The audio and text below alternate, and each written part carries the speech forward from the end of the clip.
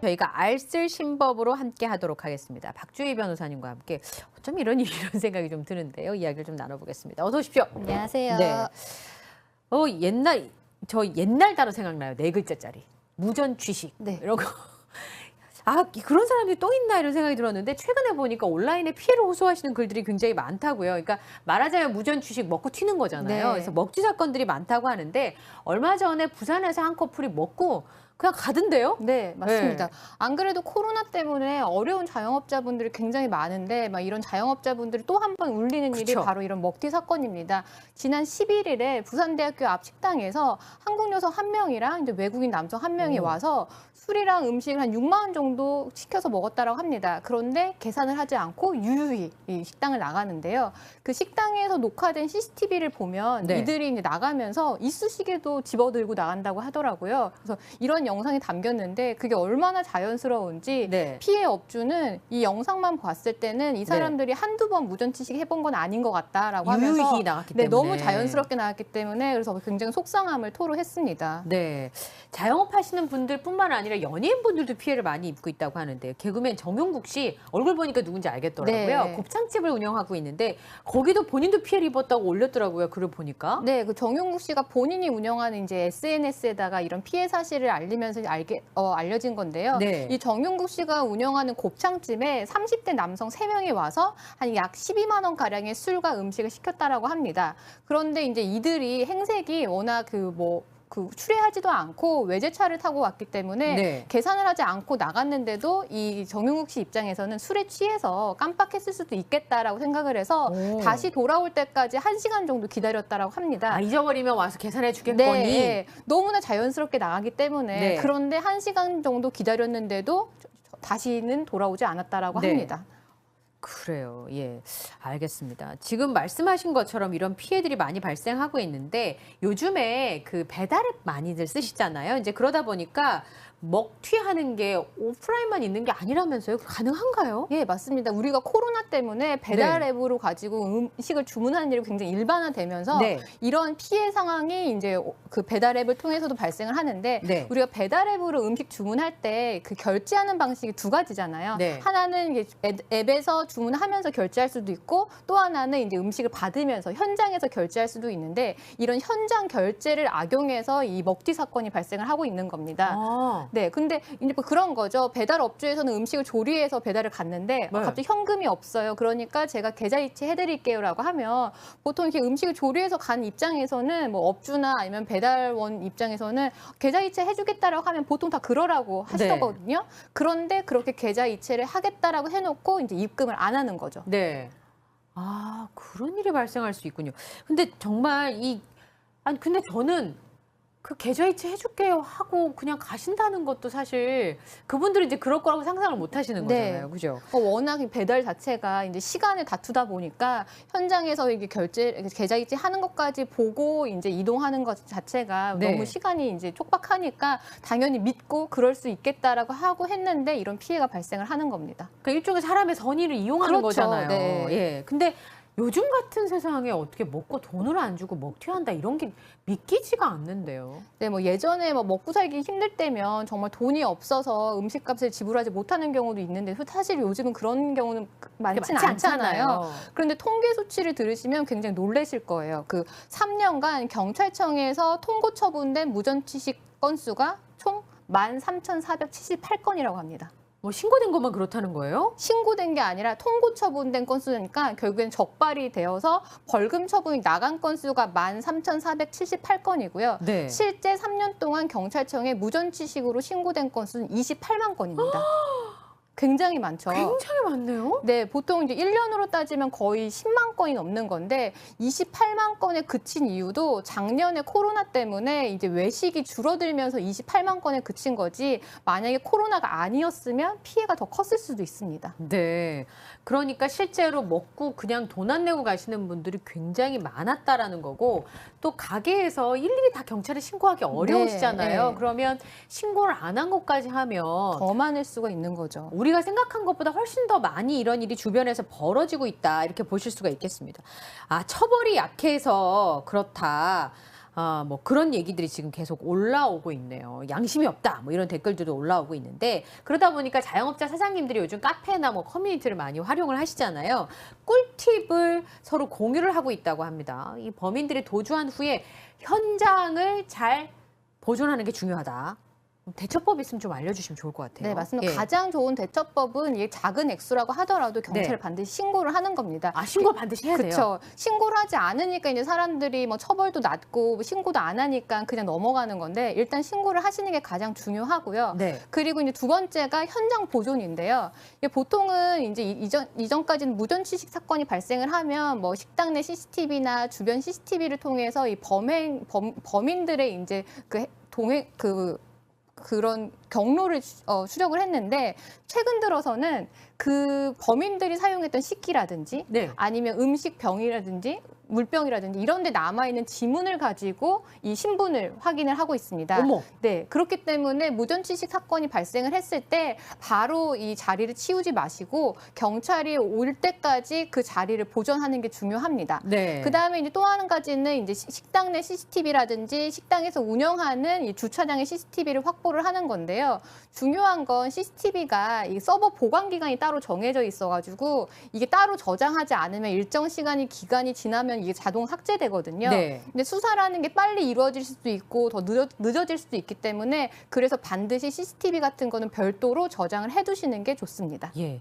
지금 배달앱 안 시키신대요. 운동 삼아 걸어가서 주문을 하신다는 분들도 계시고 먹튀를 못 하겠던데 너무 미안해서 차라리 외상을 하고 다음날 돈을 가져다 줄지언정 어떻게 그렇게 하냐. 그리고 그렇게 해서 먹는 거 소화가 되는 거냐. 뭐 이런 댓글들이 지금 올라오고 있습니다. 그리고 아터님께서 지문이 있군요. 네. 그러니까 지금 이제 과학수사 기술이 많이 네, 발전했다는 네. 사실을 다시 한번 느끼게 되는데요.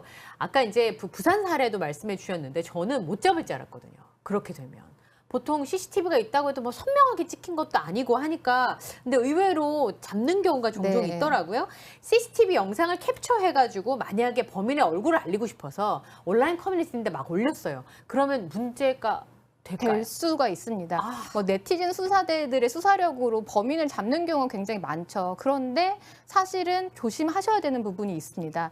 일단 뭔가 CCTV를 캡처를 해서 특정인의 얼굴이 드러난 사진을 올리는 경우는 명예훼손 소지가 있거든요. 그쪽에서 문제 제기를 네. 하면 근데 뭐 일각에서는 공공의 이익이 있는 경우는 명예훼손이 성립되지 않는다. 그렇게 봐서 범인을 잡는 목적이기 때문에 명예훼손이 성립되지 않는 거 아니냐 이렇게 네. 보시는 분들도 있는데 그 뭐 공공의 이익이 있는 경우 명예훼손이 성립되지 않는다는 말이 틀린 말은 아닙니다. 네. 그런데 이제 뭐 이런 글을 올리거나 특정인의 사진을 올렸을 때 이게 과연 공공의 이익이 있는지 아닌지를 판단을 하기 위해서는 썼던 글이라든지 전반적인 상황에 대해서는 좀 복합적인 법리 판단이 들어가야 되거든요. 아, 그냥 딱 이러니까 이렇게 된다 이렇게 되는 건 네, 아니라는 그래서 거죠. 뭔가 그런 이론을 믿고 너무 섣불리 뭔가 사진을 올리는 것 같은 건 조심하셔야 되고 또 한 가지가 개인정보보호법 위반 소지가 있습니다. 개인정보보호법. 네, 그 CCTV에 담긴 개인의 얼굴은 그것도 하나의 개인 정보거든요. 그렇죠. 네, 근데 개인 정보는 그 정보의 주체의 허락 없이 제3자한테 공개돼서는 안 돼요. 근데 이제 CCTV에서 찍힌 개인의 사진을 그거를 온라인 게시판에 올리는 경우는 그것도 하나 이제 제3자에게 공개하는 거기 때문에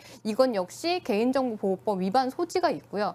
또 하나는 이렇게 형사적으로 문제되는 거 말고도 다른 사람의 얼굴을 허락 없이 올리는 행위는 또 초상권 침해가 해당이 될 수가 있어요. 그래서 초상권 침해로 오히려 업주분이 역으로 손해배상을 물어야 될 가능성도 있기 때문에 웬만하면 경찰에 신고해서 수사기관의 도움을 받아서 해결하시는 게 좋지 네. 뭔가 자력으로 온라인 게시판에 올리시고 하는 거는 오히려 또 다른 분쟁이 생길 수가 있기 때문에 좀 조심하시는 게 좋습니다. 아, 그러네요. 지금 말씀을 들어보니까 분하고 억울하고 속상하신 마음은 알겠지만 그게 또 다른 문제를 불러일으키면 안 되니까 아까 말씀하셨던 대처법대로 대처를 하시고 그다음에 이런 거는 주의를 하셔야 될 것 같습니다.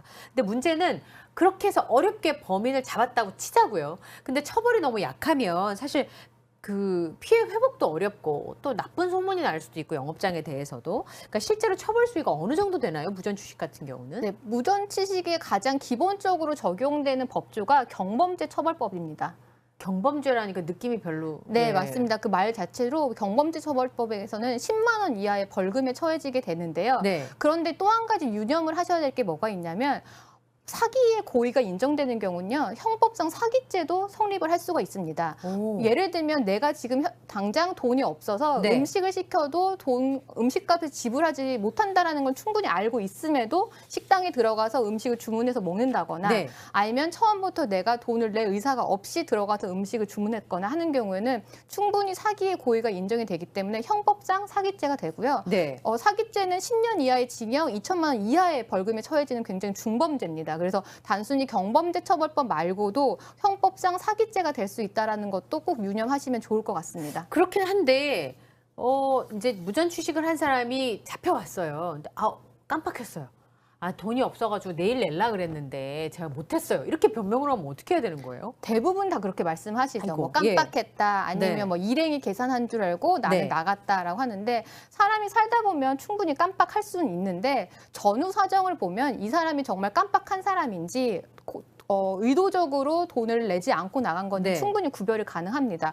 보통 CCTV 보면 일행이 같이 왔는데 일행이 다 같이 나가는 게 아니라 한 명씩 슬금슬금 빠져나가는 경우들이 있어요. 화장실 간다 그러고 나가고. 네, 이런 네. 경우는 충분히 이게 깜빡한 게 아니라 고의성이 있다라고 보는 거고 아까 정윤국 씨 사건만 봐도 이 깜빡할 수가 있는데 보통 깜빡한 사람이라고 하면 다시 돌아온다거나 전화가 온다. 아니면 전화라도 해서 내가 깜빡하고 계산을 못했는데 뭐 계좌번호 알려주시면 이체하겠다라고 네. 해서 보통 그렇게 지급을 하시죠. 네. 그런데 지금까지 잡힌 사람들은 뭐 깜빡했다라고 하는 사람들을 보면 경찰에 신고가 되어서 수사가 진행되어서 적발이 된 후에서야 내가 깜빡했다 이런 말을 하시거든요. 앞뒤가 안 맞네요. 그렇기 그죠? 때문에 전후 사정만 파악을 해도 충분히 깜빡한 건지 아니면 고의적인 건지 충분히 이게 구별이 가능합니다. 그러네요. 사실 법이라고 하는 것도 상식에 근거하는 거니까. 근데 이게 생활 밀착형 범죄이긴 하지만 처벌 수위도 너무 낮고 재판으로 이어지는 경우는 거의 없는데 그래서 경범죄가 아니라 처벌을 좀 강하게 해야 되는 거 아니냐. 자영업자분들 입장에서는 이제 그런 사람들이 많으면 장사를 많이 하고도 손해를 보시게 되는 거잖아요. 네, 맞습니다. 이게 사실 피해 액수 자체가 크진 않기 때문에 네. 사실은 처벌 수위가 낮을 수밖에 없는데 아까 말씀드린 것처럼 보통 무전 취식은 경범죄 처벌법으로 이제 적용이 되는데 아까 말씀드린 것처럼 사기의 고의가 충분히 인정이 된다라고 하면 전후 사정을 봤을 때 이 사람은 처음부터 음식을 시킬 때부터 이 돈을 낼 의사가 없었다라고 하면 형법상 사기죄도 충분히 성립을 하거든요. 만 여러 군데 가서 그랬다 그러면 사기로 네. 인정을 받겠네요. 네, 상습 사기로 될 수가 있는 거죠. 상습 사기는 형의 2분의 1까지 가중되기도 하거든요. 그래서 굉장히 중범죄인데 뭐 사기죄가 성립한다라고 해서 법정형이 뭐 10년 이하의 징역이 바로 나오는 건 아니지만 그래도 뭔가 국민의 인식이 경범죄 처벌법으로 해당이 되는지 아니면 이것도 엄연히 사기 범죄인지 차이는 큰 차이가 있을 거라고 생각을 해서 그냥 단순히 경범죄 처벌법으로 처벌하는 게 아니라 전후 사정을 따져서 이 사람한테 사기의 고의가 있었다라고 했을 때는 사기죄로 처벌을 하도록 해서 뭔가 이런 인식의 변화를 이끌어내는 게 좀 중요할 것 같습니다. 네, 그렇습니다. 반대로 손님이 식당으로부터 피해를 보는 경우들도 있더라고요. 예를 들어서 며칠 전에 온라인 커뮤니티에 올라온 얘기인데 메뉴판에 적힌 가격을 보고 보통 주문을 하잖아요. 이 정도구나. 근데 실제로 계산은 훨씬 더 많이 됐대요. 지금 저기 나오는 거 보면은 12,000원이라고 계산이 되어 있는데 실제로 계산하기는 56,000원 계산이 됐다. 네, 뭐 이 부분은 이제 고깃집에서 고기를 시켜 먹었는데 네. 메뉴판 가격대로 따지면 원래 44,000원을 내야 되는데. 네. 결제된 금액은 56,000원이었다라고 합니다. 그래서 예. 당연히 항의를 했겠죠. 그렇겠죠? 식당 업주에게. 근데 식당에서 하는 말은 메뉴판에 기재된 거는 작년 가격이다. 네. 올해 각 메뉴별로 2,000원이 올랐다라고 네. 했는데 근데 손님이 그렇게 해서 계산을 해봐도 내야 될 돈이 56,000원이 아니라 53,000원인 거예요. 그 다시 이제 항의를 하니까 그제서야 식당에서는 3,000원을 돌려줬는데 아무리 생각해도 이상해서 손님이 경찰에 신고를 했는데 경찰이 이제 출동을 해서 식당에서 하는 말은 너무 바빠서 메뉴판을 고치지 못했다 이런 네. 식으로 해명을 했다라고 합니다. 그런데 그런 경우라도 메뉴판이 원래대로 나갔으면 원래대로 계산을 하고 그 다음에 바꿔서 아니면 손님한테 설명을 하든지 뭐 그런 과정이 있어야 되지 않아요, 변호사님? 네, 맞습니다. 그래서 충분히 저는 그 사기의 고의가 있을 수도 있다라고 보이거든요. 그러니까는 메뉴판을 고치지 않았거나 아니면 계산을 할 때 임의로 계산을 좀 더 부풀려서 했다거나 했을 때도 아까 뭐 우리가 무전취식도 사기죄가 될 수 있는 것처럼 계산을 하는 입장에서도 이것도 충분히 사기로 볼 수가 있거든요. 그래서 이런 사정을 따졌을 때 뭔가 고의성이 있었다라고 하면 충분히 사기죄가 성립될 수도 있고요.